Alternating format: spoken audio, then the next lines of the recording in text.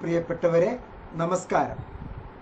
Indira Gandhi national open യൂണിവേഴ്സിറ്റിയിലെ വിദ്യാർത്ഥികളായ താങ്കളോട് താങ്കൾക്ക് ഏറെ ഗുണം ചെയ്യുന്ന ഏറെ ഉപയോഗപ്രദമായ ചില വർത്തമാനമാണ് ഈ വീഡിയോയിൽ നമ്മൾ ഡിസ്കസ് ചെയ്യുന്നത്. ഒരു സ്റ്റുഡൻറ്റിൻ്റെ ഏറ്റവും സുപ്രധാനമായ പരിശ്രമം ഏറ്റവും നല്ല മാർക്ക് വാങ്ങുക എന്നുള്ളതാണ്. ഏറ്റവും നല്ല മാർക്ക് വാങ്ങുക എന്ന് നമ്മൾ വെറുതെ വിചാരിച്ചാൽ പോരാ, അത് ഏറ്റവും നന്നായി പരീക്ഷ എന്നുള്ള ഒരു തന്ത്രത്തിൽ പ്രയോഗിക്കേണ്ടതുണ്ട്. അങ്ങനെ ഒരു വ്യക്തിയുടെ പഠനത്തിൽ പരീക്ഷയ്ക്കുള്ള സ്ഥാനം വളരെ വലുതാണ് എന്ന് തിരിച്ചറിഞ്ഞ നിങ്ങളെല്ലാവരും അസൈൻമെന്റിനും ടേം എൻഡ് എക്സാമിനേഷനുമുള്ള ബന്ധം ആഴത്തിൽ മനസ്സിലാക്കിയിട്ടുണ്ടാവും. ഇഗ്നോ അതിൻ്റെ ഫൈനൽ റിസൾട്ടിൽ ഏറ്റവും അവസാനം മാത്രമേ നിങ്ങൾക്ക് എല്ലാ കോഴ്സുകളും അഥവാ എല്ലാ സബ്ജക്റ്റുകളും എല്ലാ പേപ്പേഴ്സും വിജയിച്ചിട്ടുണ്ടെങ്കിൽ മാത്രമേ ഒരു സർട്ടിഫിക്കറ്റ് തരികയുള്ളൂ. ആ സർട്ടിഫിക്കറ്റിന് മുമ്പ് നിങ്ങളുടെ മാർക്കുകൾ പരസ്പരം തിരിച്ചറിയാനുള്ള മാർഗമാണ് ഗ്രേഡ് കാർഡ്. ആ ഗ്രേഡ് കാർഡുകളിൽ പ്രതിഫലിക്കുന്ന 3 സംഗതികളാണ്. ഒന്ന്, അസൈൻമെന്റിന്റെ സ്കോറുകൾ. 100ലാണ് അസൈൻമെന്റിന്റെ മാർക്കുകൾ. മറ്റൊരു സംഗതി എന്ന് പറയുന്നത് ടേം എൻഡ് എക്സാമിനേഷന്റെ മാർക്കുകൾ അഥവാ എഴുത്തു പരീക്ഷയുടെ മാർക്കുകൾ. എഴുത്തു പരീക്ഷയുടെ മാർക്കുകൾ 100 മാർക്കിലും ഉള്ളതുണ്ട്, 50 മാർക്കിലും ഉള്ളതുമുണ്ട്. 50 മാർക്കാണ് എങ്കിൽ അതിന് 2 മണിക്കൂർ സമയത്തിലുള്ള എഴുത്തു പരീക്ഷ. 100 മാർക്കാണ് എങ്കിൽ 3 മണിക്കൂറുള്ള എഴുത്തു പരീക്ഷ. മറ്റൊരു വിഭാഗമുണ്ട് പ്രാക്ടിക്കലുമായി ബന്ധപ്പെട്ടിട്ടുള്ള നമ്മുടെ പ്രോജക്റ്റുകൾ, dissertation, practicals, field work journals, ഇങ്ങനെയുള്ള സംഗതികൾ നമ്മൾ റീജിയണൽ സെന്ററിൽ സബ്മിറ്റ് ചെയ്യണം. സ്റ്റഡി സെന്ററിലെ കോർഡിനേറ്ററും നമ്മുടെ സൂപ്പർവൈസർ അഥവാ അക്കാഡമിക് ഗൈഡും അക്കാഡമിക് കൗൺസിലർ അഥവാ ഗൈഡ് ഇവർ ഒപ്പിട്ട് നൽകിയ കുറച്ച് അനക്ഷർ ABCDE എല്ലാം അറ്റാച്ച് ചെയ്തിട്ടുള്ള പ്രോജക്റ്റ് നമ്മൾ സബ്മിറ്റ് ചെയ്യണം. ഈ 3 കോമ്പണന്റും ചേർന്നതാണ് ഇഗ്നോയിലെ മാർക്ക് ലിസ്റ്റ്. ഗ്രേഡ് കാർഡിലും ഈ 3 എണ്ണം വരും. 100 മാർക്കിന് പരീക്ഷ എഴുതിയിട്ടുണ്ട് എങ്കിൽ 100 മാർക്കിനുള്ള ചോദ്യ പേപ്പറിൽ 90 മാർക്ക് നിങ്ങൾ വാങ്ങിച്ചിട്ടുണ്ടെങ്കിലും നിങ്ങളുടെ പരീക്ഷയിൽ അത് 90 എന്ന് കാണില്ല. 70% മാത്രമേ അതിന് വെയിറ്റേജ് ഉണ്ടാവുകയുള്ളൂ.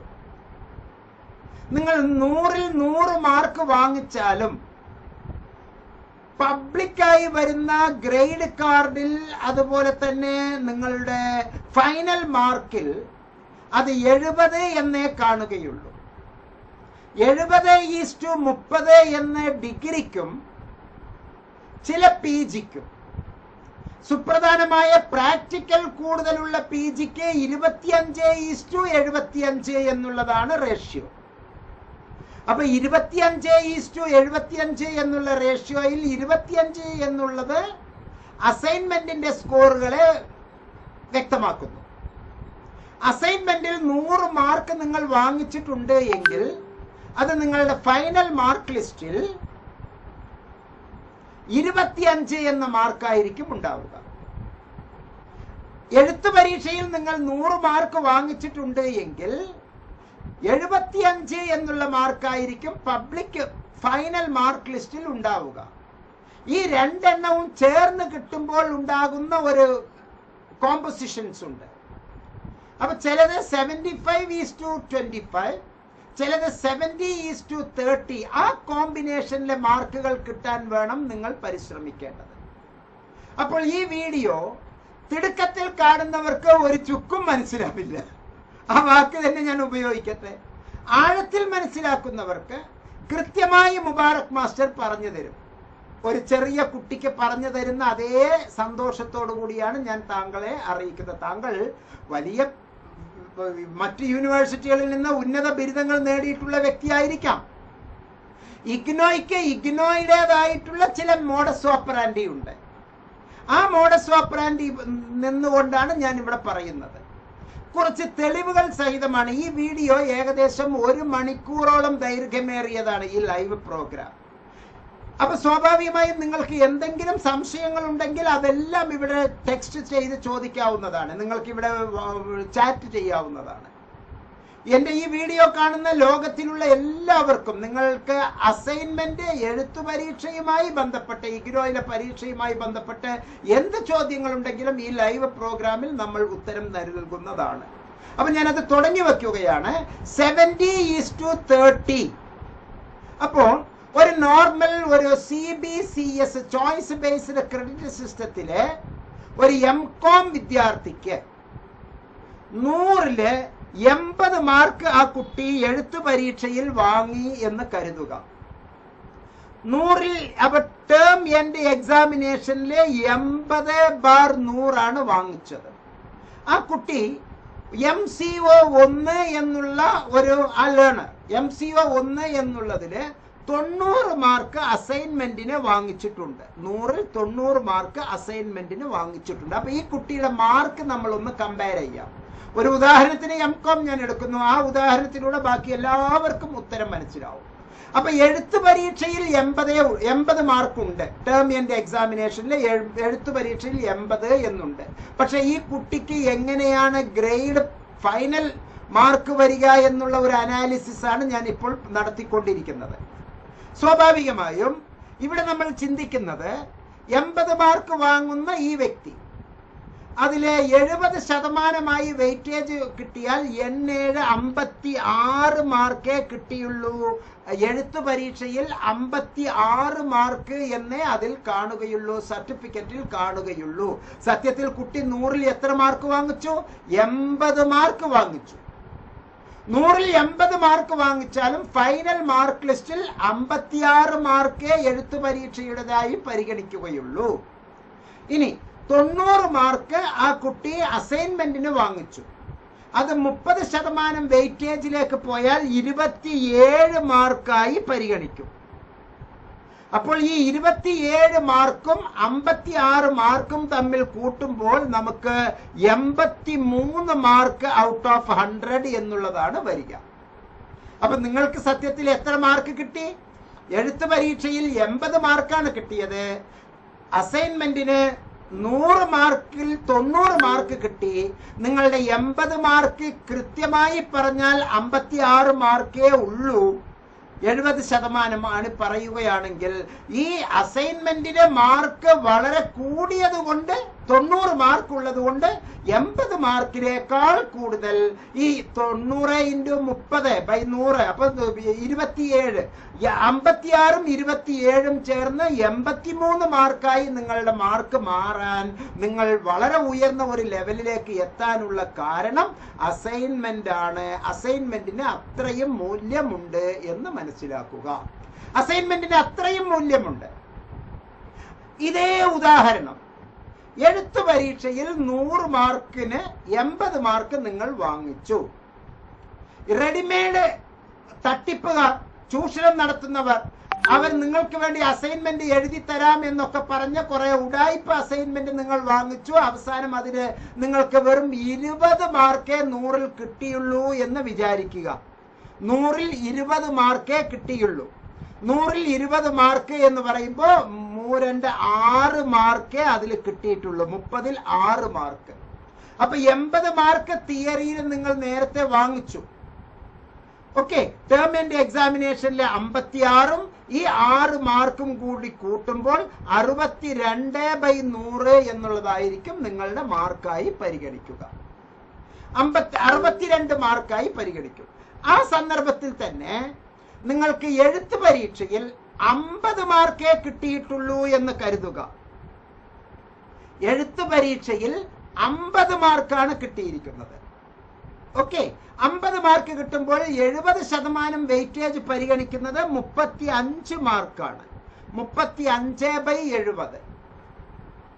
അതേപോലെ 50 മാർക്ക് നിങ്ങൾക്ക് അസൈൻമെന്റിന് മാർക്ക് കിട്ടി എന്ന് കരുതുക.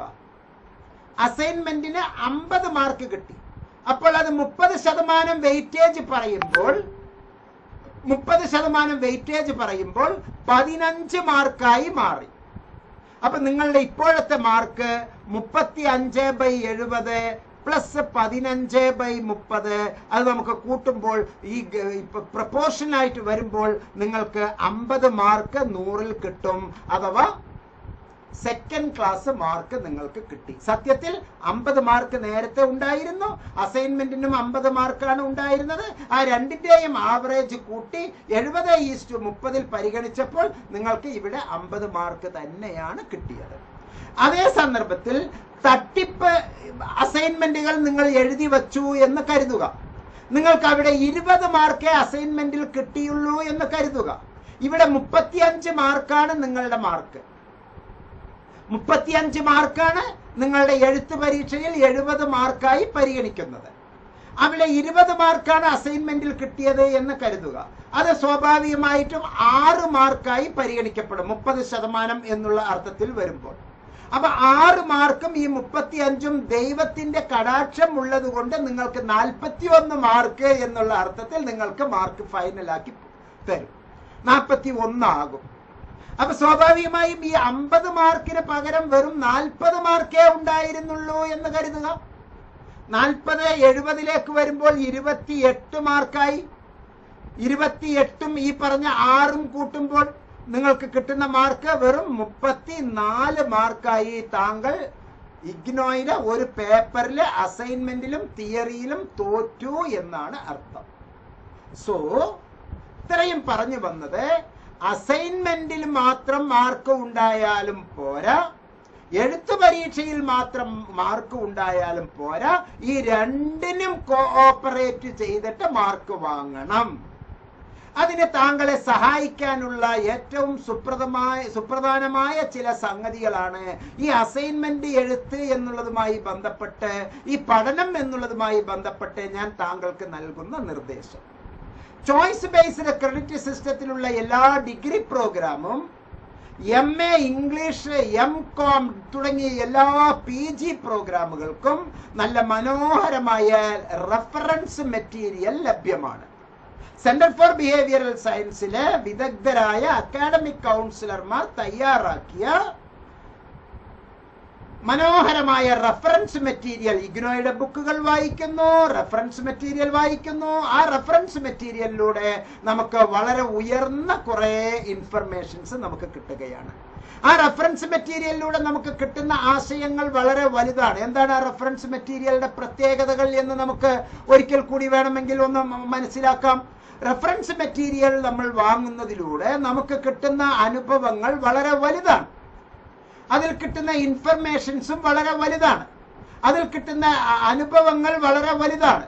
അതിൽ കിട്ടുന്ന അനുഭവങ്ങളും അതിൽ കിട്ടുന്ന ഇൻഫർമേഷൻസും നമുക്ക് 1 by 1 ആയി തന്നെ നമുക്ക് ഡിസ്കസ് ചെയ്യാം.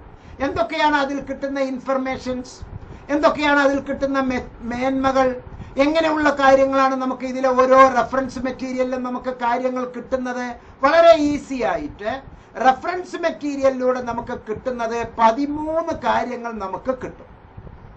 പരീക്ഷയിൽ നല്ല മാർക്ക് വാങ്ങി വിജയിക്കാൻ റെഫറൻസ് മെറ്റീരിയലിലൂടെ നമുക്ക് 13 കാര്യങ്ങളാണ് സെന്റർ ഫോർ ബിഹേവിയറൽ സയൻസിന്റെ സ്റ്റാഫ് താങ്കൾക്ക് വേണ്ടി ഒരുക്കി വച്ചിരിക്കുന്നത്. റെഫറൻസ് മെറ്റീരിയലിലൂടെ ഇഗ്നോ റെഫറൻസ് ബുക്ക് എന്ന് പറയുന്നത് ലേബർ ഇന്ത്യ മോഡലിലുള്ള ക്വസ്റ്റ്യൻസ് ആൻഡ് ആൻസേഴ്സ് ക്വസ്റ്റ്യൻ ബാങ്കുകൾ ഉള്ളതാണ്. അതിനൊരു പ്രത്യേക ഓർഡർ ഫോം താങ്കളിലേക്ക് അയച്ചു തരുന്നതായിരിക്കും. അത് 100% ഇഗ്നോ ബുക്കിനെ ബേസ് ചെയ്തുകൊണ്ടുള്ളതാണ്. മാത്രമല്ല ചാപ്റ്റർ വൈസ്